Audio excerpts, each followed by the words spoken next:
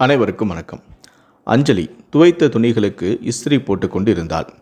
But but என்று அங்கொன்றும் இங்கொன்றுமாக பட்டாசு சத்தம் கேட்டுக்கொண்டு இருந்தது. ஊரே அன்று தீபாவளிக்கு தயாராகுது. நான் பெத்தது ஒழுங்கா இருந்தா இங்கேயும் தல தீபாவளி அது இதுன்னு அமர்க்கலப்பட்டு இருக்கும். நல்ல வாழ்க்கையையும் மாப்பிள்ளையும் விட்டுட்டு இன்னும் யாரை பிடிக்க நிற்குதோ. வழியாக அம்மாவின் வார்த்தைகள் விழுந்தாலும் அதன் வீரியம் அஞ்சலியை தொடவில்லை. அப்படி என்னதான் பொண்ணுக்கும் அம்மாவிற்கும் என்று உருமலாய் வந்தன அப்பாவுடைய வார்த்தைகள். அப்பாவாக இருந்தாலும் அவரும் ஆண்தானே. அமைதியாக நகர்ந்து ஜன்னலை சாத்தினாள். ஆனால் மனக்கதவுகள் திறந்து கொண்டது. இந்த தீபாவளிக்கும் அவளுக்கும் தான் எத்தனை ஒற்றுமைகள். 2 முறுக்கு அதிரசத்தோடு காப்பியையும் ஏந்தி கொண்டு அவளது அறைக்கு வந்தால் அவருடைய அம்மாவான தேவகி. அஞ்சலி பக்கத்து வீட்டு லட்சுமிக்கு இந்த வருஷம் தல தீபாவளியாம். கொஞ்சம் பலகாரம் கொடுத்து அனுப்பினாங்க. இந்தா உனக்கு தான் முறுக்கும் அதிரசமும் கொடுத்து அனுப்பினாங்க. உனக்கு தான் முறுக்கும் அதிரசமும் ரொம்ப பிடிக்குமே என்று கையில் தட்டை திணித்துவிட்டு மகளின் முகத்தை ஆழ்ந்து நோக்கினாள் தேவகி. பட்டும் பகட்டுமாக எத்தனை அழகாக வலம் வந்தவள். எல்லாம் நல்லபடியாக நடந்திருந்தால் இந்நேரம் இங்கேயும் தல தீபாவளி தானே என்று நினைத்தும் கொண்டாள். சீருக்கென்று வாங்கி வைத்த பட்டு வேட்டியும் புடவையும் பீரோவின் மூலையில் தூங்கி கொண்டிருந்தன. வாழ வேண்டிய வயதில் இதெல்லாம் தேவையா? ஆனால் இவையெல்லாம் இவளாக தேடிக்கொண்டது தானே என்றும் நினைத்து கொண்டாள். தாயின் ஆதங்கம் மகளிருக்கு புரிந்திருக்கும் போல. அஞ்சலி வறண்ட சிரிப்பினை உதிர்த்துவிட்டு காஃபியை மட்டுமே எடுத்துக்கொண்டாள்.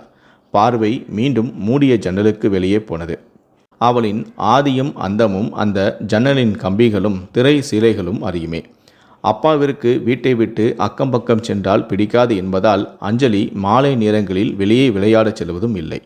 அப்பாவின் பேச்சை மதித்து அன்று அவள் வெளியே செல்லாமல் இருந்திருந்தால் ஒருவேளை அவளுடைய வாழ்வின் போக்கு மாறியிருக்குமோ என்னவோ.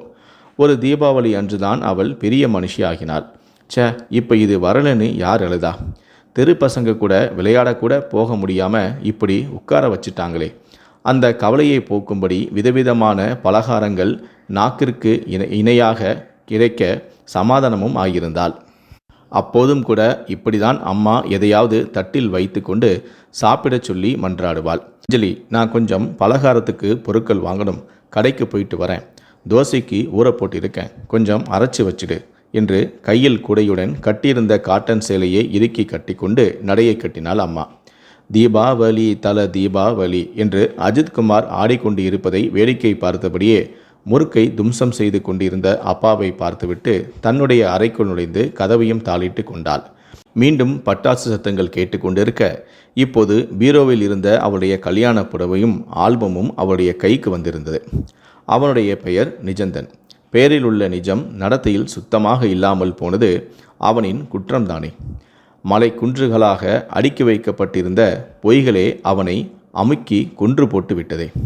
காற்றில் ஆடும் திரை சீலை ஒருமுறை என்னால் தானே நிஜந்தனை நீ கண்டாய் என்று தன் தவறுக்கு மன்னிப்பும் கேட்டுக்கொண்டது. இதே போல அன்றும் பண்டிகைதான். நிஜ நரகாசுரன் என்பதாலா? அல்லது அஞ்சலியின் நல்லதுக்கும் கெட்டதுக்கும் தீபாவளிக்கும் சம்பந்தம் உண்டு என்பதாலா என்று தெரியவில்லை. சொல்லி வைத்தாறு போல அவனை சந்தித்ததும் அதே தீபாவளி அன்றுதான். புது பட்டுப்புடவை அழகாக உடுத்தி கொண்டு அஞ்சலி புஸ்வானத்தை கொளுத்த வைத்திருந்த ஊதுபத்திக்காக அறைக்குள் நுழைந்தாள். எதிர்ப்புற ஜன்னலிலிருந்து உஷ் உஷ் என்று சத்தம் கேட்டு அந்த சத்தத்தின் பக்கம் திரும்பி பார்த்தாள். அந்த சத்தத்தினால் ஈர்க்கப்பட்டவளின் கண்களில் முதலில் தென்பட்டது அவனின் குறும்பு கலந்த முகம். ஏ குட்டி, பந்து உன் ஜன்னல் வழியாக விழுந்துவிட்டது, அதை எடுத்து தாயே. நான் ஒன்றும் குட்டி இல்லை, எனக்கு இப்போ 18 வயசாகுது. ஸ்வீட் 18. சரி பந்தை எடுத்து கொடு. அவன் அவசரப்படுத்த பந்தை வெளியே எடுத்து எறியாமல் கைகளில் எடுத்து கொண்டு வந்து வாசலுக்கு வந்தாள். முதல் பார்வை முதல் ஸ்பரிசமும் இரண்டும் கலந்தது. அதற்கடுத்த நாட்களிலும் அவனின் தரிசனமும் யாரும் அறியாமல் எதிர்வீட்டு மொட்டை மாடியிலிருந்து அவளின் அறை ஜன்னலில். அரை இருட்டில் ஏசி குளிரில் நடுங்கிக் கொண்டே படாவதியான ஒரு திரைப்படத்தில் அந்த இருக்கையில் அவனோடு ஒட்டிக்கொள்ளும் வரையில் அவர்களின் காதலும் நீண்டு கொண்டே போனது. ஒரு வருடத்திற்கு மேலும் கடந்த நிலையில் அவர்களின் காதலும் வெளியானது. எந்த ஒரு ஆரம்பத்திற்கும் ஒரு முடிவு உண்டோ அதே போல அவர்களின் காதலும் வீட்டுக்கு தெரிய வந்தது.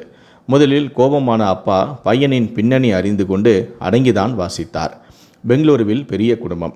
பணம் என்று எதிலுமே குறை காண முடியாது. பையனும் படிப்பை முடித்துவிட்டு தந்தையின் பிசினஸ்லேயே இறங்கிவிட்டான்.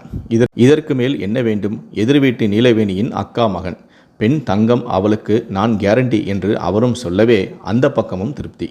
ஒரே ஜாதியும் வேறு, எந்த தடையும் இல்லாமல் அவர்களின் காதலும் நிறைவேறியதில் நிஜந்தனுக்கு கொஞ்சம் வருத்தம்தான். குறை சொல்ல முடியாதவள்தான் அஞ்சலி என்றாலும் காதலில் ஒரு சுவாரஸ்யம் இல்லையே. கல்யாணமும் சப்பென்று முடிந்துவிட்டதே. உனக்கு ஒன்று அண்ணன் இருந்து அவன் என் தங்கச்சியை நீ எப்படிடா டாவடிப்பேன்னு என் சட்டையை பிடித்து கேட்க, நானும் அப்படிதாண்டா சைட் அடிப்பேன்னு சொல்ல, ஒரு அடிதடி பிளாஸ்திரி கூட இல்லாமல் இதென்ன இப்படி சாதாரணமாக முடிந்து விட்டதே என்று முதலிரவில் நிஜந்தன் மனைவியாகி போன அஞ்சலியிடம் குறைப்பட்டும் கொண்டான். மறுநாள் காலை அதை இப்போது நினைத்தாலும் அந்த இரவின் தாக்கம் அஞ்சலியை நடுங்கச் செய்தது. இத்தனை மூர்க்கமாகவா அவன் நடந்து கொள்வான்? இருப்பினும் தன் மீது உள்ள அன்பு, காதல் என்று தன்னை சமாதானப்படுத்தியும் கொண்டாள். இரவை வேட்டையாடும் அந்த கண்களின் வக்கிரமம் தேடி பிடித்தாலும் கிடைக்கவில்லை. காலை நேரங்களில் கன்னத்தில் நகைக்கீரலும், குளிக்கும்போது ஆங்காங்கே நீர்பட்டு எரிந்த இடங்களும் ஏதோ வேட்டையாடப்பட்டு தப்பி வந்த மானின் நிலையை அவளுக்கு உணர்த்தியது.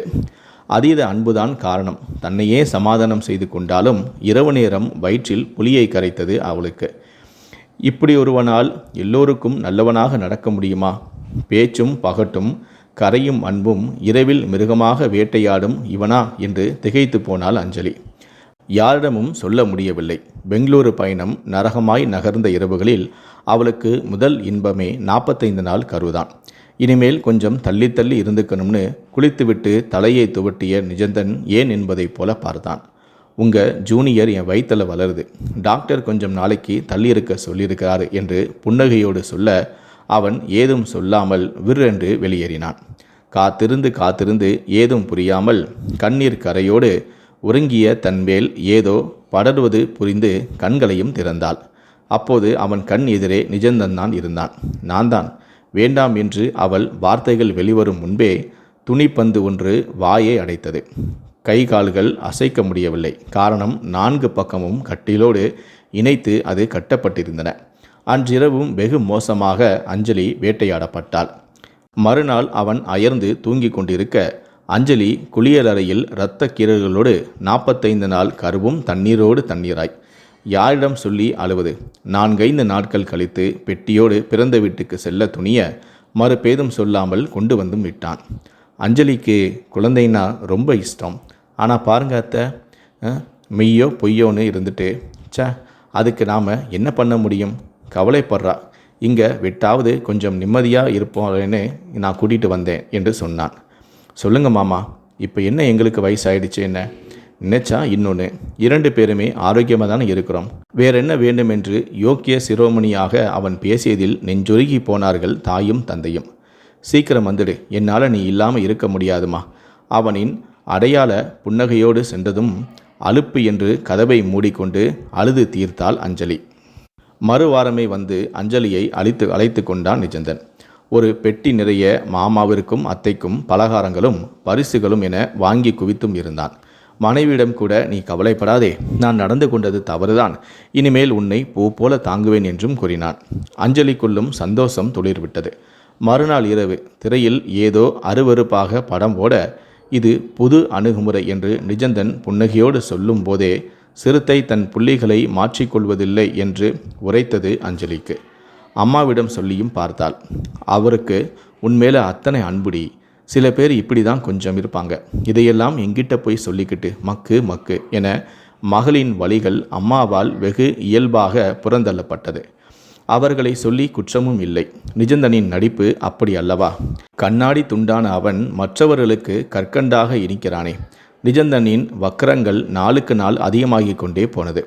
மனதாலும் உடலாலும் மிகுந்த சோர்வடைந்த அஞ்சலி கோவிலுக்கு போய்விட்டு வீட்டிற்குள் நுழைந்தபோது பெட்ரூமிலிருந்து ஏதோ சத்தங்கள் கேட்க அஞ்சலி போட்டபடியே ஓடி வந்தாள். அங்கே பக்கத்து வீட்டு சிறுமி தன் கணவனின் பிடியில் இருப்பதை பார்த்து அதிர்ச்சி அடைந்தாள். எங்கிருந்து அத்தனை பலம் அவளுக்கு வந்ததோ தெரியவில்லை. அவனை தடுக்க இருவருக்கும் நடந்த போராட்டத்தில் மாடிப்படியில் உருண்டான் நிஜந்தன். இரத்த கீறல்களோடு அவனை பார்க்கும்போது 45 நாள் கருவின் சீட்டல்கள் கலைந்து போனது நினைவிற்கு வந்தது அஞ்சலிக்கு. மனம் இயல்பாகி போனதைப் போல இருந்தது. இப்போது நினைத்தாலும் சிலிர்த்து போகிறது அஞ்சலிக்கு. மாடியிலிருந்து விழுந்ததில் இடுப்பு பகுதியில் சரியான அடி. அவனின் ஆண்மையும் தொலைந்து போனது. அவனின் வக்கரமான எண்ணங்களும் இனிமேலும் என்ன ஆகும்? வறண்டு போன தன் வாழ்வை எண்ணிக்கூட கவலை கொள்ளாமல் பைத்தியத்தைப் போல சத்தமிட்டு சிரித்தாள் அஞ்சலி. இனி அவனோடு வாழப்போவது இல்லை என்று அவள் வெறுத்து வந்தது தந்தைக்கு பெரிய மனஸ்தாபந்தான். 1000 இருந்தாலும் மாப்பிள்ளை சொக்க தங்கம். கட்டிய கணவனுக்கு விபத்து என்றால் இப்படியா பெண் பயந்து ஓடுவாள் என்று நிஜந்தனின் பெற்றோர்களும் தூற்றினார்கள். வெறும் படுக்கை சுகம் மட்டுமல்ல வாழ்க்கை என்று ஆறுதலாக பேசிய தாயிடம் தன் உடல் முழுவதிலும் அன்பு மருமகனின் திருவிடையாளர்களை காட்டியதுமே மறுத்து பேசாமல் அழைத்து வந்து விட்டாள் தேவகி. 1 வருடம் கழித்து விட்டது. இதோ குடும்ப நலக் கோட்டில் அவர்களுக்கு விலக்கு கொடுத்த பத்திரம். அவனுக்கு தெரியும், அஞ்சலி உண்மையை சொல்லிவிட்டால் வாழ்நாள் பூராவும் நமக்கு ஜெயில்தான் என்று. அதனால் அவள் விவாகரத்து கேட்டபோதே, இனி என்னால் அஞ்சலியை திருப்திப்படுத்த முடியாது மாமா, அவளை நான் மனதார காதலித்தேன், அவள் நன்றாக இருக்க வேண்டும் என்று பத்திரத்தில் கையெழுத்திட்டு தந்த மாப்பிள்ளையின் மனது சொக்க தங்கம் என்று இன்னமும் நம்பிக்கொண்டுதான் இருக்கிறார் அஞ்சலியுடைய தந்தை. நடந்ததை சொல்லி புரிய வைக்க வேண்டாம், அப்பனாக இருந்தாலும் அவனும் ஆண்மகன்தான் என்று கண்ணீரோடு மகளின் வலிக்கு மருந்திடுகிறார் அஞ்சலியுடைய தாய். அஞ்சலி வேகமாக வெளியே வந்தாள். கல்யாண புடவையையும் ஆல்பமும் அவள் கையில் இருந்தன. அவற்றை பட்டாசோடு சேர்த்து கொளுத்தினாள். அவள் வாழ்வில் ஒரு மறக்க முடியாத வழியை தன் நெருப்போடு எடுத்து கொண்டு போனது இந்த தீபாவளி. இந்த வீடியோவை பற்றிய உங்களுடைய கருத்துக்கள் என்ன அப்படிங்கிறத கீழே இருக்கக்கூடிய கமெண்ட் செக்ஷனில் மறக்காமல் சொல்லுங்கள். முடிந்த அளவுக்கு இந்த வீடியோவை மற்றவங்களுக்கும் ஷேர் பண்ணுங்கள். மேலும் இது போன்ற பல வீடியோக்களை பார்க்கணும் அப்படின்னு வச்சிங்கன்னா மறக்காமல் சேனலை சப்ஸ்கிரைப் பண்ணுங்கள். நன்றி, வணக்கம்.